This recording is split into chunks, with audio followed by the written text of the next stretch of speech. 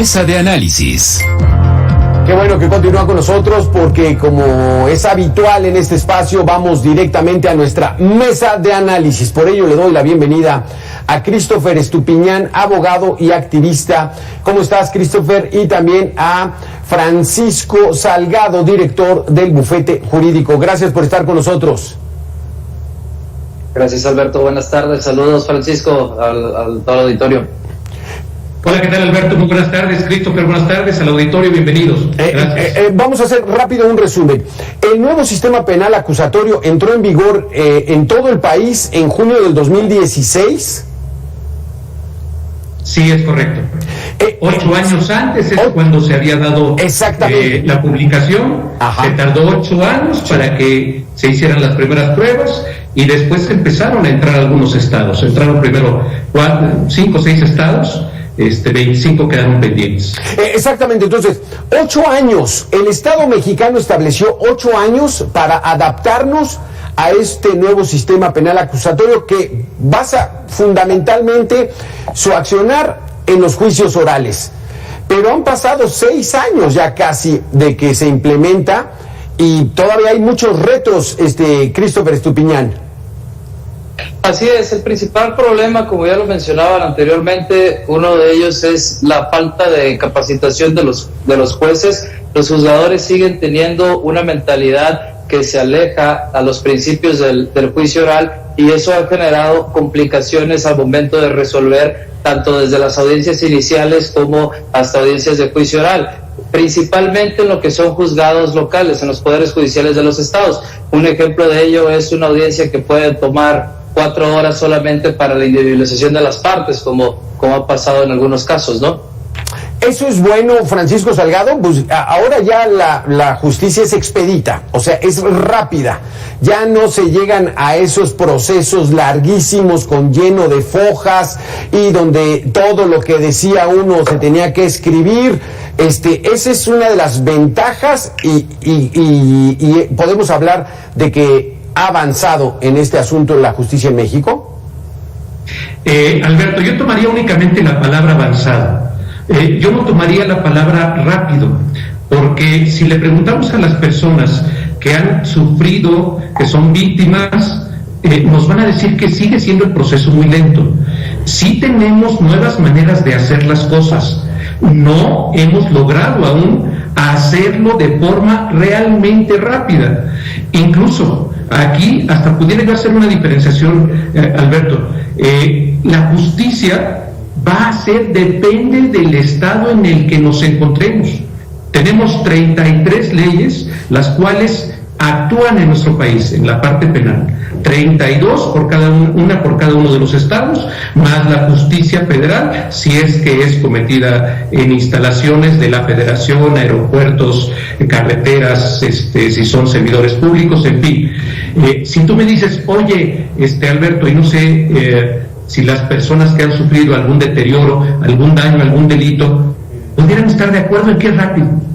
Todos nos van a decir, yo creo que todos coinciden en que la justicia sigue siendo lenta. ¿Avanzó? Sí ha avanzado.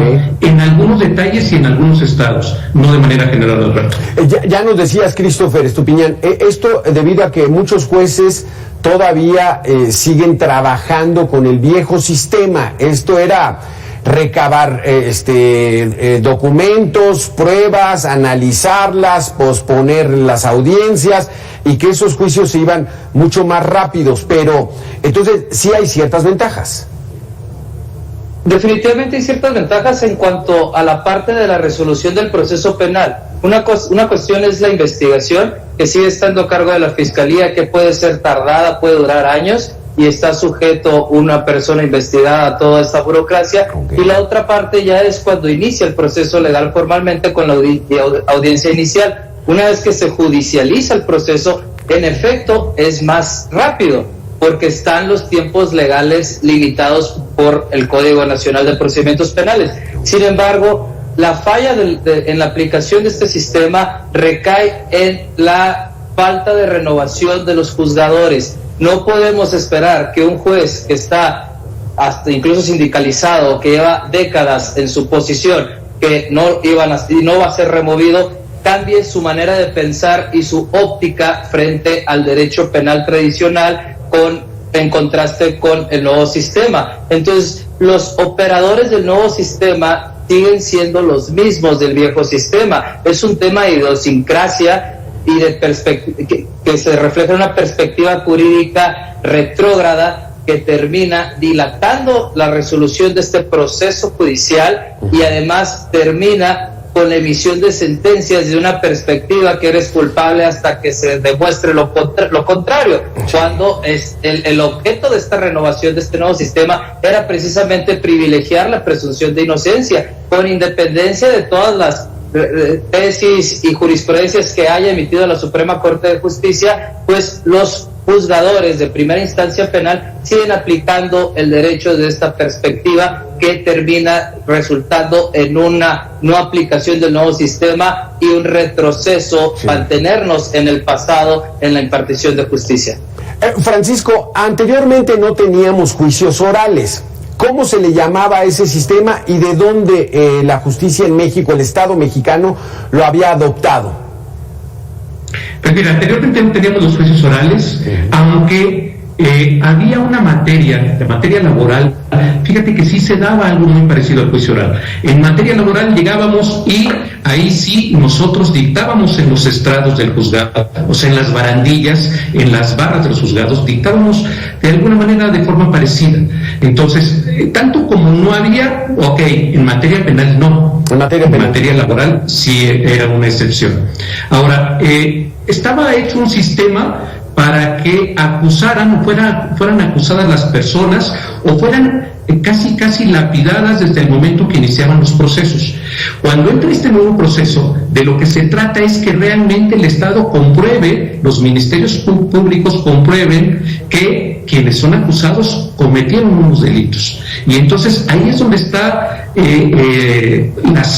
algunas de las limitantes que tiene el sistema. Sí. Además, te comento, Alberto, este sistema también fue creado poniendo como antecedentes que las cárceles estaban llenas. Es un sistema que las personas pudieran pensar que deben de castigarse a las personas. Sí, pero si vemos hoy, es un sistema que está hecho para que las personas vayan cambiando sus penas por otro tipo de sanciones. Entonces, es un, según, como dirían algunas personas, según como lo veamos, es si esto fue efectivo, si no fue efectivo, y si el sistema anterior era más funcional, un sistema escrito, en materia penal, era un sistema escrito, hoy sigue siendo escrito, ¿sí? Pero muchas de las cosas, muchas de las actividades que se hacen, efectivamente pueden ser utilizadas a través de la tecnología. Antes no teníamos las videoconferencias. Antes, para que un preso, para que un imputado estuviera o pudiera declarar, estuviera presente en el juzgado, había que llevarlo, había que trasladarlo del juzgado, del lugar donde se encuentra recluido al juzgado. En este momento, una de las ventajas es que ya puede ser precisamente a través de videoconferencias. Vámonos a la situación real. Mucho he escuchado yo con pláticas con abogados que los abogados están ganando, la fiscalía está perdiendo más casos. O sea, los abogados que se están modernizando, Christopher, están llegando con discursos muy convincentes para que el juez les dé la razón más a los abogados defensores que a los fiscales. ¿Así es la realidad? Es una cuestión de capacitación, ese es el principal reto de este nuevo sistema, tanto de la defensa como del Ministerio Público y la asesoría jurídica. No hay que dejar pasar por alto el hecho también de que en este nuevo proceso ya no solamente argumenta o presenta un caso el Ministerio Público, también el asesor jurídico de la víctima tiene esos derechos. Entonces, bajo el principio de presunción de inocencia que debe regir en este sistema, definitivamente se ha vuelto más complicado para la Fiscalía el lograr sentencias condenatorias, claro. Además de que los medios coercitivos a su alcance como Fiscalía han sido limitados. Un ejemplo de ello es la prisión preventiva, que fue uno de los grandes cambios con este nuevo sistema. El Ministerio Público antes tenía la capacidad incluso de dictar órdenes de aprehensión sin necesidad de consultar a un juez. Entonces, en este sentido de la capacitación, a lo que se enfrenta el Ministerio Público para poder tener un caso ganador condenatorio es a una preparación mucho mayor de lo que se necesitaría en cualquier proceso escrito, porque tienes que argumentar y exponer en vivo sin que el juzgador tenga antecedente o tenga el expediente para revisar referencias y en ese sentido convencer. Lo mismo funciona para la defensa. Hay múltiples casos que son conocidos en los que el juez remueve a la defensa por una falta de capacidad técnica. Es un reto de dos partes en las que tanto defensa como Ministerio Público tiene que prepararse. Aquí yo lo que veo, Christopher y Francisco, es de que el Ministerio Público, ¿le debemos llamar Ministerio Público o fiscal? Fiscal. Digamos, el fiscal la tiene más difícil, porque como en las series de televisión que vemos de Estados Unidos, debe presentar las pruebas, debe tener todos los elementos probatorios para acusar, porque ahora hay presunción de inocencia y entonces los abogados dicen, demuéstrame la culpabilidad y si no, pues vámonos. ¿Así se trabaja, Francisco? Sí, efectivamente, Alberto. Siempre ha sido más fácil defender a los culpables. Siempre lo ha sido. Es más reto la parte de postular, de acusar a alguien que ha cometido las cosas, porque es quien debe de evitar el mayor número de detalles, el mayor número de errores, porque con base en esos errores la defensa va a tomarlos para que precisamente se caigan errores y que pueda ser fácilmente salvable la situación de su defendido. Entonces, ¿es más fácil defender? Sí. Pero viene tu pregunta, Alberto. ¿Es más complicado ahora mostrar las pruebas? Sí, claro. Y ¿sabes, Alberto, también por qué es más complicado? Porque de repente los ciudadanos, la población, desconocemos un poco cómo funciona el sistema y de repente no aportamos las pruebas que necesita el Ministerio Público, que depende de un fiscal, para que vaya argumentando los casos. A veces, lo primero que debemos de tener identificado es ¿a quién estamos acusando? ¿A quién estamos acusando y cuál es su domicilio? Y de repente las víctimas se fijan más en el detalle de me aventó la piedra, sacó y se iba a resbalar. Las víctimas dan importancia a cosas no tan trascendentes, cuando debieran de, en ese momento, tal vez pedirle a las personas que están cercanas que identifiquen las placas, que identifiquen cómo iba vestido, que más o menos vea sus señales. Eso también es algo que nos toca a la población contribuir para que este sistema funcione mejor. Es un sistema que atiende a 130 millones de mexicanos, en el que casi todos intervenimos de alguna manera, aún los pequeñitos que no han nacido, porque ellos ya tienen sus derechos. Entonces es muy complejo, es un sistema integral. Yo creo que el mayor reto es verlo de forma integral, Alberto. El cambio generacional, Christopher, nos va a permitir que se vaya depurando este nuevo sistema penal acusatorio en México, que los juicios orales sean verdaderamente entidades donde se aplique la justicia, se haga justicia. Digamos que esto va a tardar a mediano y largo plazo. Definitivamente el relevo generacional es necesario para la debida aplicación de este sistema. Por ejemplo, tu servidor ya estudió con el nuevo sistema, es un proceso de adaptación para los postulantes que aprendieron el derecho procesal penal con el viejo sistema, y el mayor de los puntos complejos son los jueces, los juzgadores. Ellos son los que siguen teniendo esta idea de aplicación del derecho penal conforme a las viejas normas. Entonces es necesario, más allá de una capacitación que han demostrado ser ineficientes, principalmente en los gobiernos locales, un relevo generacional de juzgadores que tengan una perspectiva desde el inicio de su formación de lo que es el nuevo sistema, y es parte de estos retos que menciona también Francisco, en cuanto a que tanto el asesor jurídico de la víctima debe tener esta capacitación y esta óptica para poder armar el asunto, el caso en favor de la víctima de una manera que esté bien integrado y pueda soportar un proceso penal y sobrepasar este principio de presunción de inocencia más allá de todo lo razonable. Francisco, este paso que dimos para cambiar a juicios orales es por nuestra vecindad tan cercana con los Estados Unidos, o fue otro el motivo? Como ya nos decías, las cárceles que estaban saturadas y muchas de ellas de inocentes. Sí, por supuesto que es un conjunto siempre de cosas, y por supuesto que copiamos el sistema americano, copiamos el sistema europeo incluso. Fuimos haciendo como una serie de parches. Otra de las partes que intervienen en este sistema penal son los legisladores.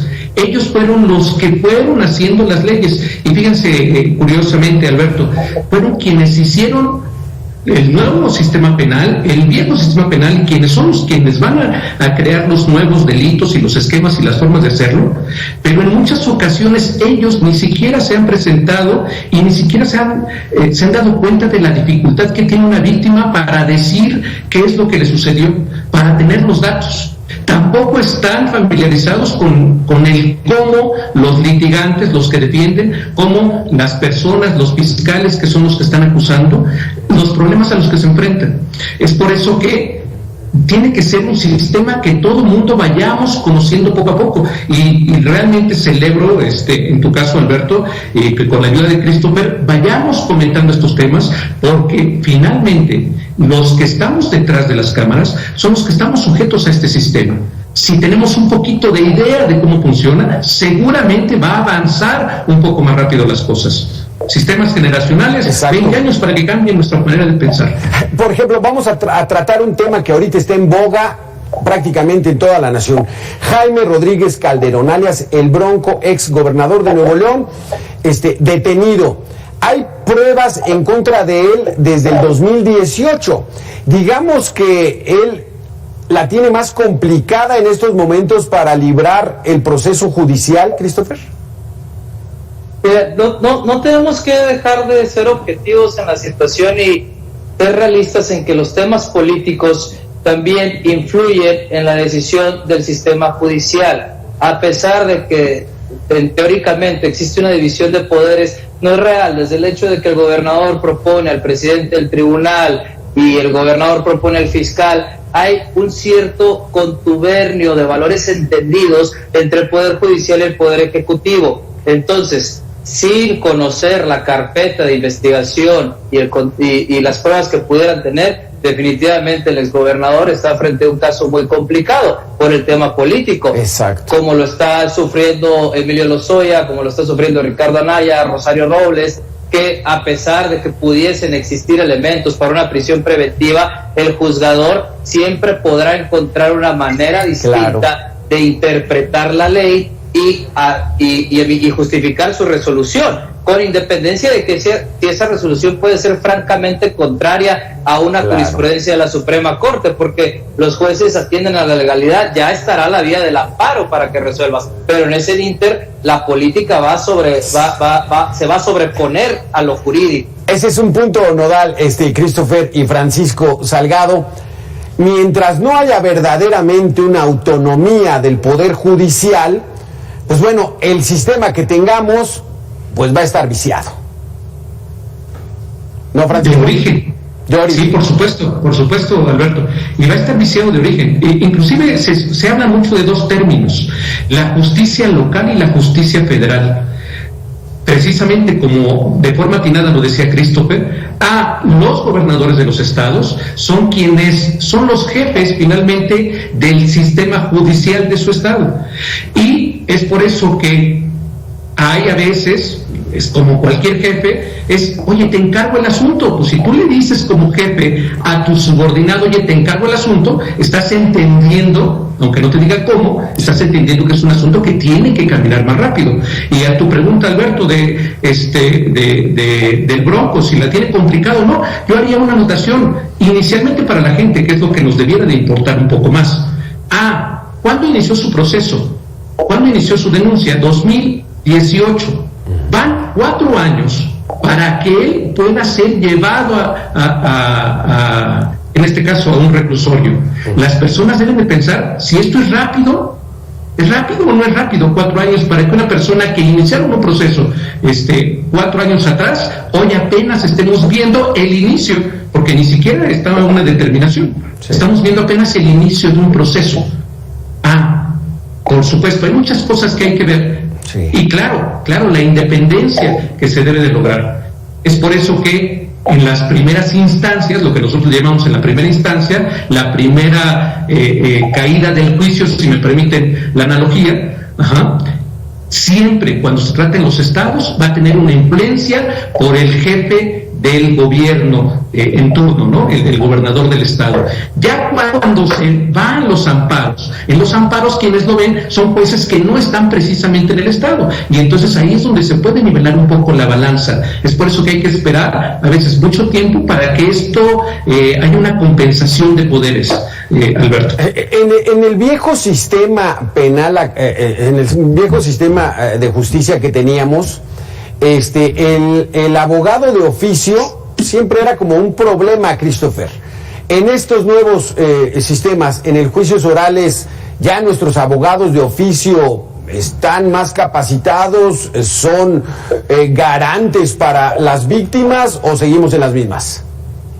Es un mismo tema en cuanto a dividir lo local con lo federal. Lamentablemente en los niveles locales, por cuanto hace la Ciudad de México, la Defensoría Pública no ha mostrado una capacidad técnica de calidad, contrario a los defensores de oficios federales, que sí definitivamente llegan a estar mucho mejor capacitados que defensores privados. Esto atiende también a factores de prestaciones laborales. Un defensor de oficio federal tiene un rango más alto, con un sueldo mucho más digno de lo que lo tiene uno en el local, y el seguimiento a las capacitaciones pues viene centralizado y con candados de anticorrupción y de calidad, sobre todo, que nos permiten tener una mejor defensa pública, contrario a los estados locales, en los que la mayoría no ha logrado este punto de calidad, que se termina traduciendo en una defensa mala.